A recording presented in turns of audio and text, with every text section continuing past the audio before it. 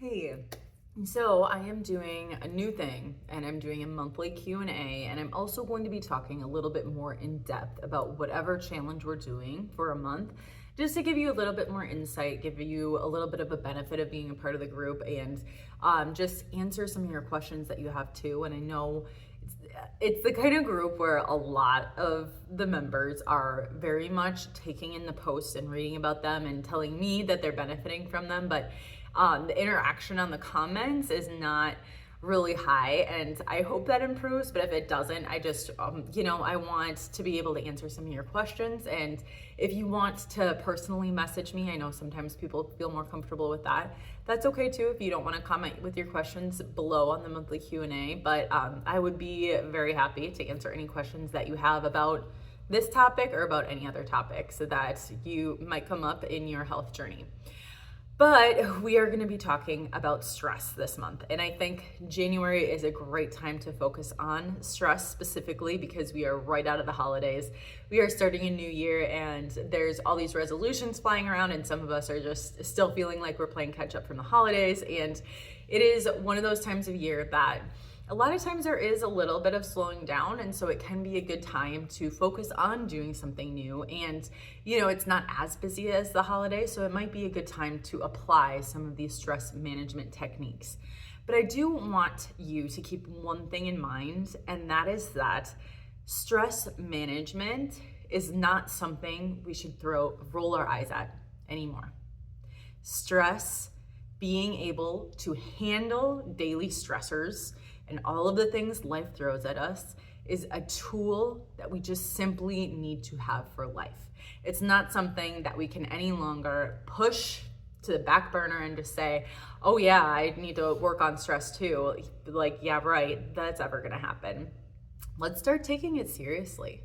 Let's honestly apply some of these techniques into our life and make a difference in our life. Purposely slowing down, just making a difference so that our quality of life is truly better as a result, and our health is better as a result.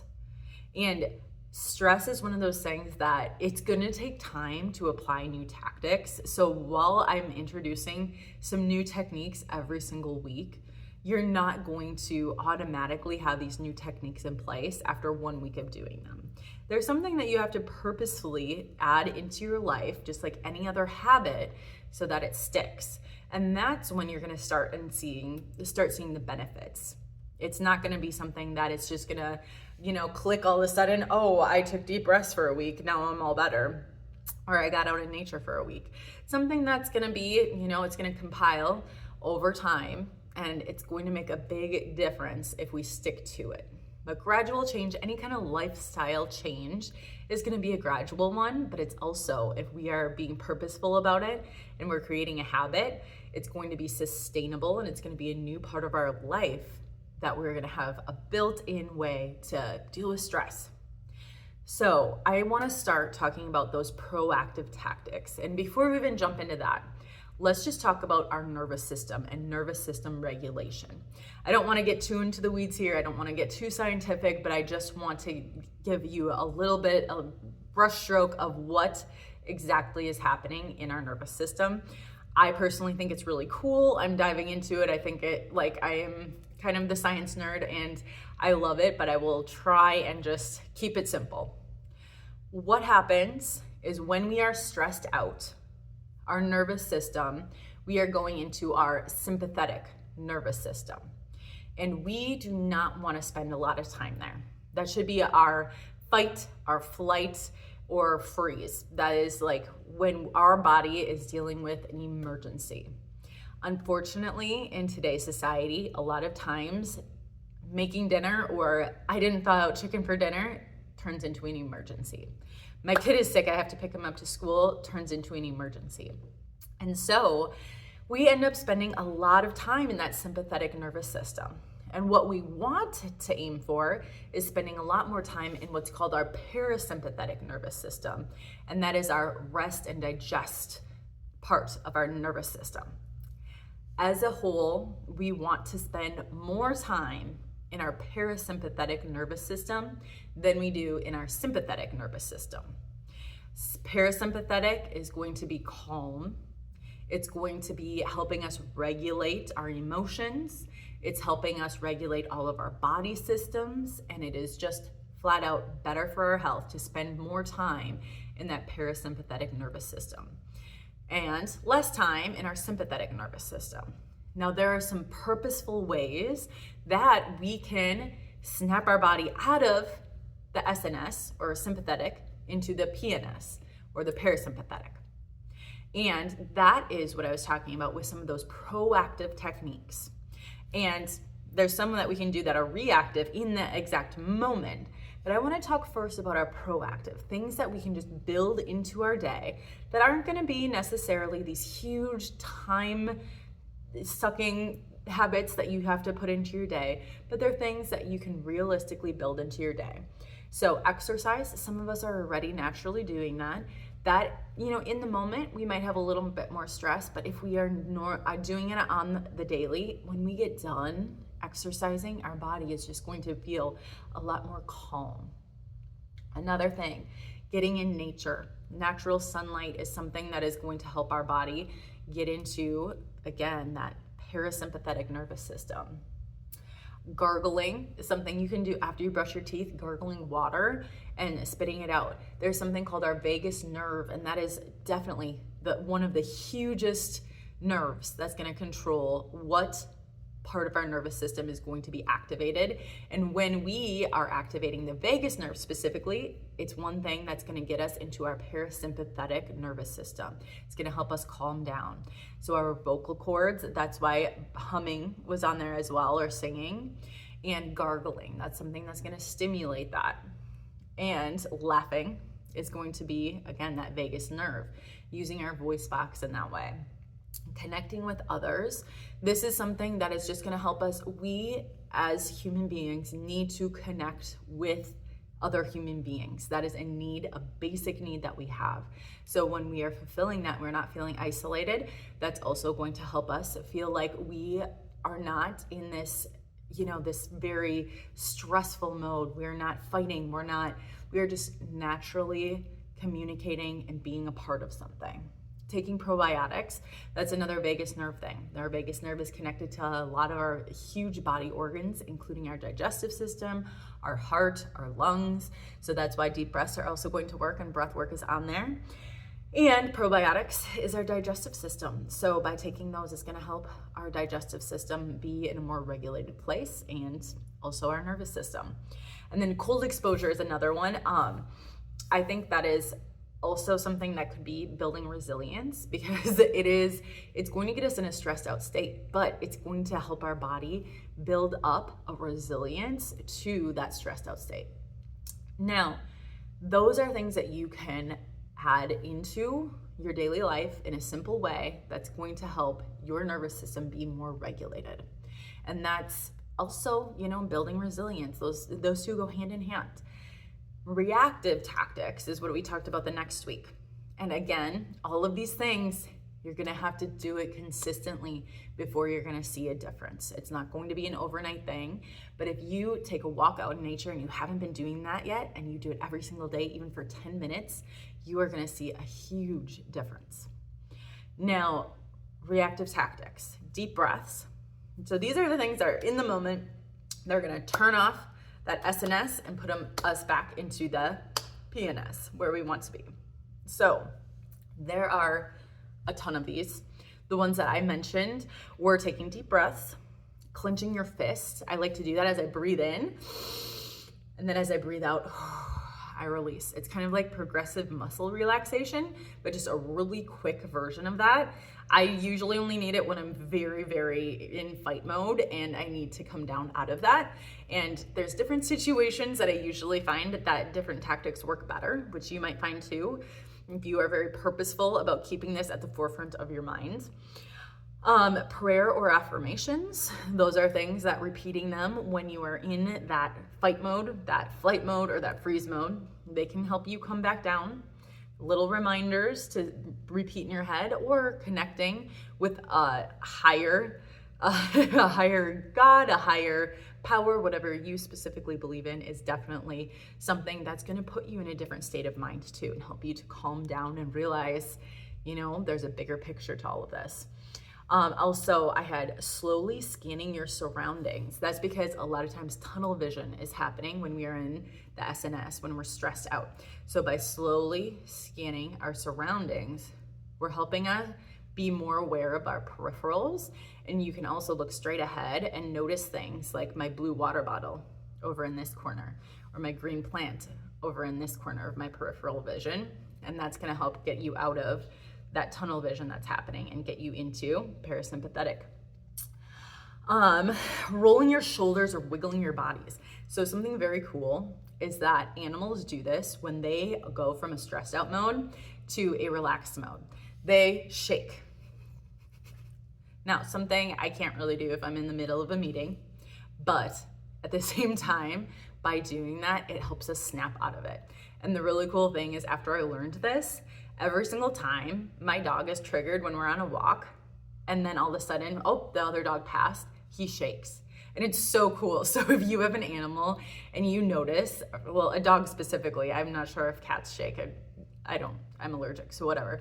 But with dogs, they will actually shake when they go, and that's how they naturally get themselves into parasympathetic mode. So it's really cool. So if you do have a dog, take note of that, because, again, I'm the science nerd, but I think it's really cool. Walking is something. I'm gonna go walk around the block if I'm really heated about something. That can really help sometimes. A hand over your heart and taking a deep breath. This almost simulates giving yourself a hug. And it's just one of those things that you feel that pressure and you're gonna feel that sense of safety. And taking a deep breath along with that is just something that is going to calm you down. And then sensory stimulation. So this is something you're just sitting and you're gonna notice. I hear my heater going off. I hear my washer little tune going off. I hear my daughter talking. Those are things that I didn't notice until I stopped and I kind of took an inventory of my environment. Maybe I smell that I had my diffuser going off a few days ago. Maybe I feel my body in my chair. I feel different textures. These are all going to be sensory stimulation, because it's going to bring you back to the present. Because a lot of times too, when we're in that stressed out mode, we're usually thinking about the future or about the past. And when we're in the present, that's going to help us again get to our rest and digest, or our parasympathetic nervous system. Okay, so those are great tactics in the moment. And then building resilience is what I talked about this week. And this is going to be something that it's going to be a little bit more work. It's going to be a little deeper work. And a lot of times when I do talk about deeper work and the nervous system, I do recommend doing this with a therapist. One thing that I dug into this year is I did what's called shadow work. And it is facing the darker parts that you're not happy about yourself. And you are facing that, you are shining light on it, and you are healing from it. Now, I did not see a therapist while I was going through this, but I did notice I would definitely get down when I was doing that. I had to purposely pull myself out of thinking about the past, like we were just talking about, and back into the present, because I was just like, thinking about this and dwelling on this gets me very reactive. It gets me kind of in that stressed out place. So if you do choose to do it on your own, make sure you're careful about it. Make sure you are just getting back into that parasympathetic nervous system after you do it with some of those techniques we talked about, whether it's deep breathing, focusing on your environment. Gratitude can also help, just bringing yourself back, your mental health, your mind back into the present. All of those things are going to help you. Now, what I really liked about shadow work, one last thing on that, is that it talks about doing shadow work is going to help you be a better person as a whole, because you are only as bright as your darkest shadow. And until you shine light on that, until you heal from that, you're not going to be able to grow more as a person. And I love that, because I feel like you as a whole person have to face up to who you truly are, what you do not like about yourself, and healing from it is just going to help with a multitude of areas of your life. And you're going to find that you are able to grow in so much bigger ways than you would just ignoring some of these areas. Now, building resilience definitely needs to come from a place of strength. So you need to be in a good place before you are able to work on building resilience, which is really hard, because a lot of us are like, how do I have a bigger capacity for stress? Because I have a lot of it and I'm not able to handle it right now. So how do I build more? Well, first of all, you might have to let go of some things. You might have to get to a really good place, whether it is you just have a day off and you feel like you are able to say, hey, what can I do today? What can I look at? What can I take the time to dig into so I can build some resilience? And it has to be when you're calm, when you have time, and you're able to put some thought into it. So this week I had 3 different ways to build resilience. The first one was practicing embracing discomfort. So this is what I was talking about earlier with the cold exposure. Some people will end a shower with really cold water for 1 to 3 minutes, and that is how they do cold exposure. Some people take ice baths. Some people will just submerge their face in water for 15 to 30 seconds 3 times. All of those ways are definitely going to help you embrace discomfort. Now, there are other ways you can do that too. You can, if you are in a new social setting, you can go up to somebody that you don't really feel comfortable talking with, and you can start talking to them. And you can practice how you are going to deal with that situation. So you can use some controlled situations where you can practice kind of embracing that discomfort and realizing discomfort is a part of life. Sometimes we're gonna have a greater discomfort by staying where we're at and not changing than we will by going out on a limb and changing some things and doing the thing that is uncomfortable. The second one was viewing situations non-judgmentally as events that will pass. So this is something, again, realizing discomfort, stress, that's part of life, and that's just going to happen. Again, I would choose situations that are a little bit more controlled. They're not the fully escalated situations where you're all of a sudden going to have the tools to be able to do this. They're going to be the lower level stressors, like my kid have been asking for this thing and they're whining and it's kind of starting to escalate, and I'm doing my best to handle it, but I'm getting a little irritated and they aren't calming down either. And it's just, that's the moment where you realize my child is going to have emotions. It's part of life and it's going to be done. We are going to find a solution to this. It's going to happen. And that is the moment where you realize I can handle this situation so much better than if I am getting escalated myself. If I am in this place of realizing non-judgmentally this will pass, it's going to be okay, then I'm able to be the calm for my child. And there's a lot of different situations where we can just, there's a little bit smaller, and we can just realize, hey, this is a part of life. This is going to be done. This is going to end. The grocery store is really busy. I'm at the end of a really long line. I can't do anything about it. I can't stand here and be stressed the entire time. What can I do? Let's see. Do I have an email? What song do I want to listen to? There's a lot of different ways you can just kind of accept the situation, be non-judgmental, realize it will pass.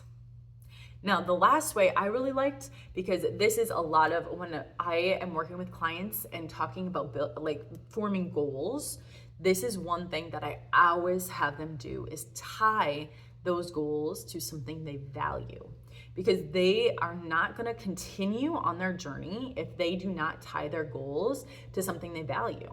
Because if they're going to try and exercise for the first time and they don't have that tied to something they value, like being a good role model for their kids, or something like they want to be better and their job is something they value a lot, and they realize that exercise is going to help their brain function better, and they realize that happens when they exercise, some of these deeper level things, those values that we tie our actions when we're stressed out, our goals, that is going to help us immensely if we're trying to make a change. So I said to tie desired outcome to values and weigh against the easier option in the moment. So in the moment, it's easier to yell at your child. In the moment, it's easier not to work out. In the moment, it's easier to eat the piece of cake. In the moment, it is easier to let go with stress and say, I deserve this. I deserve to be able to yell. I deserve that piece of cake that I'm stress eating. I deserve whatever because I'm so stressed. But if we have a deeper value as to why we're not going to do that, that is when we are going to have more power to be able to say, no, I am not going to handle it that way because I value showing my child a good role model who can stay calm under pressure. No, I'm not going to eat that cake because I value my body and I respect it and I value the goals that I have for losing weight and loving myself enough to be healthier. I value that more than I value just letting go and letting whatever happens. You need to tie how you want to act to the value of why you want to act that way. And when you're in those moments, again, you can practice in some of those lower level moments. And the more you practice, the more it's going to become a habit and the more likely you are to continue doing that. And the last thing was embracing stress. That's what tomorrow I'm going to have a post on that. But I loved the survey that was done, and it was on, I think it was like men in their 60s. And they had to rate on a scale from 1 to 5 how much of a hassle they viewed daily life tasks. So, for instance, making dinner, cleaning the house, very basic things that they just had to do, and they had to rate how much of a hassle it was for them. And those that rated daily tasks, things that we have to do every single day, as more of a hassle, in the next 5 years, an immensely higher population of those gentlemen died. And then the ones that said, that's not a hassle, that's part of life. And they rated those daily tasks lower on the hassle scale. And that is the science behind stress. When we have a stressor, if we tie it to, hey, I'm dealing with this stressor out of love, if we view it as I'm dealing with this stressor because it's just part of life, and we embrace it and we find ways to enjoy it a little bit more, that stress plummets. And even though the stress is present, I shouldn't say the stress plummets, I should say the negative side effects of stress plummet compared to if we're doing that same task with the same level of stress and we view it as a hassle. We view it as annoying. Why should I have to do this? Oh, I have to cook dinner again. That is going to have more negative health benefits than if we tie it in to part of life.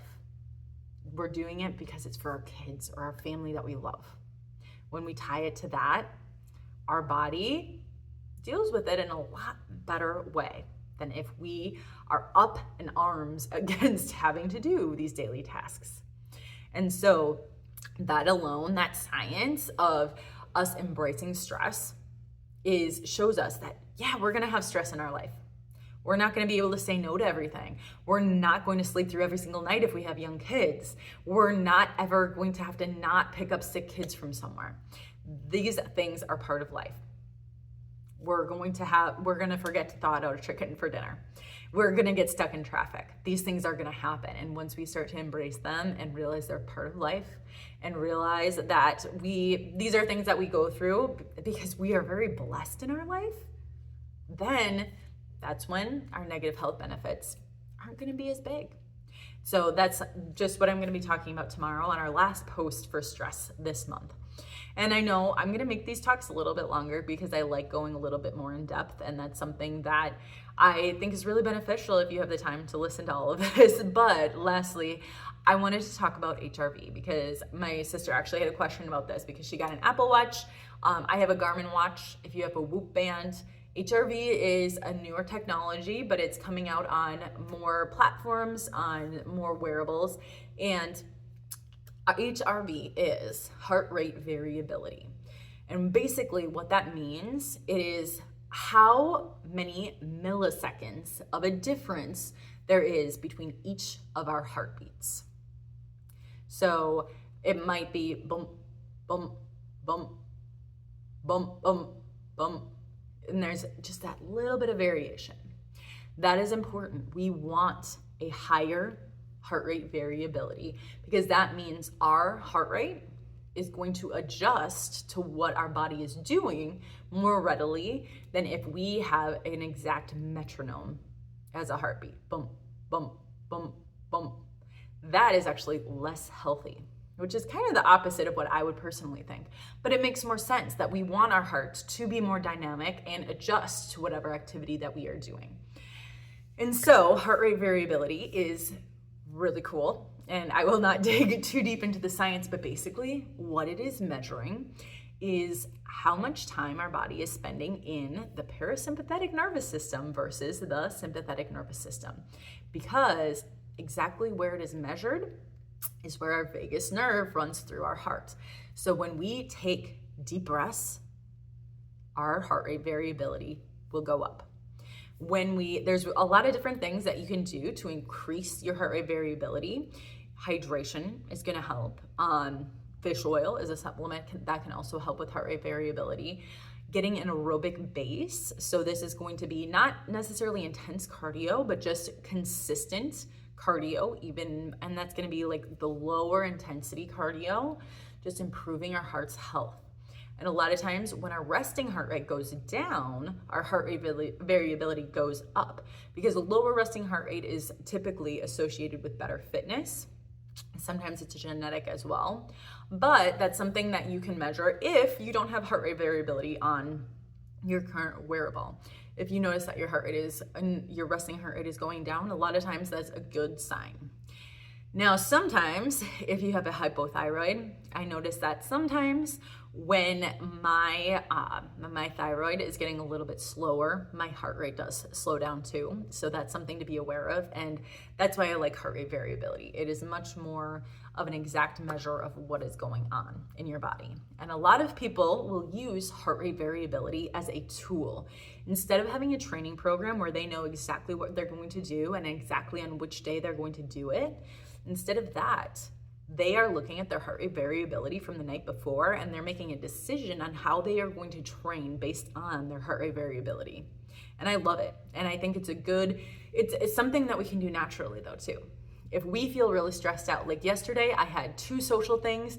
I did not have a lot of time. I had to teach. I had to be on a lot yesterday. And I chose not to lift because I knew I had a stressful day and it was not what was best for me yesterday. And I had a higher HRV last night.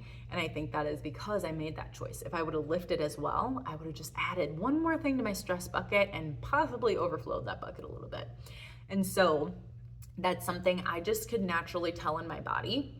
But HRV is kind of an actual number that we can look at and that will tell us where our body is at and what we should do because of it.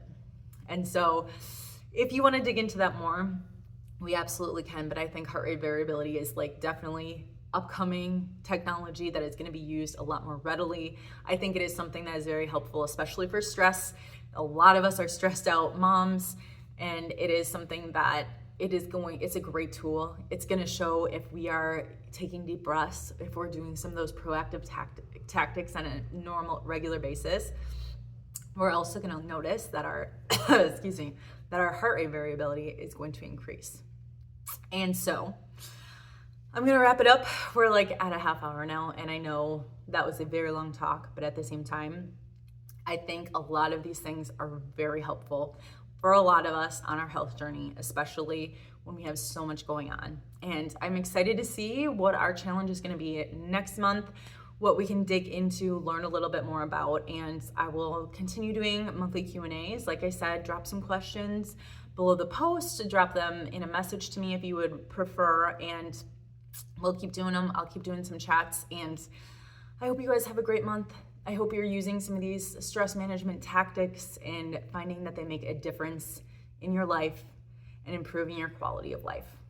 Have a great rest of the month. We will talk next month. I will drop another monthly Q&A.